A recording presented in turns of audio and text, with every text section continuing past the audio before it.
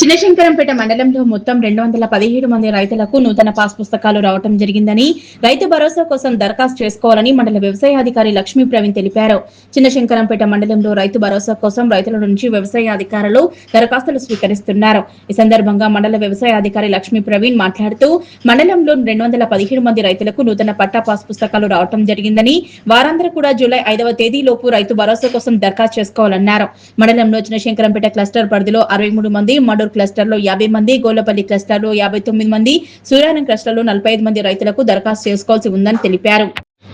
రైతులు రైతు భరోసా కోసం Aadhaar card xerox, pattadar pass పుస్తకం జిరాక్స్, బ్యాంక్ ఖాతా పుస్తకం జిరాక్స్ తో పాటు రైతు భరోసా ఫారాలను పూర్తి చేసుకుని వ్యవసాయ విస్తరణ అధికారులకు అందించాలన్నారు.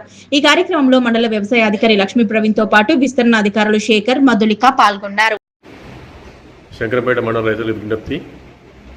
కొత్త పాస్బుక్స్ అనగా 15/6/2026 వరకు వచ్చిన పాస్బుక్స్ రైతు భరోసా దరఖాస్తు కోసం అప్లై చేసుకోవాల్సిందిగా తెలియజేస్తున్నాము.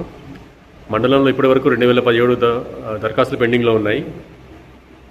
శంకరపేట 6లో 63 మంది, మడూరులో 50 మంది, గౌలపల్లిలో 59 మంది, సూరారంలో 45 మంది దరఖాస్తులు పెండింగ్లో ఉన్నాయి. కాబట్టి రైతులందరూ దయచేసి వారి passbook xerox, Aadhaar card xerox మరియు బ్యాంక్ అకౌంట్ జిరాక్స్ తీసుకొని అప్లికేషన్తో పాటు ఏఈవన్ సంప్రదించాల్సిన తెలియజేస్తున్నాము. దరఖాస్తు చివరి తేదీ వచ్చే నెల జూలై 5వ తారీఖు. ఈ లోపల దరఖాస్తు చేసుకున్న రైతులకి రైతు భరోసా పొందే అవకాశం కలదు.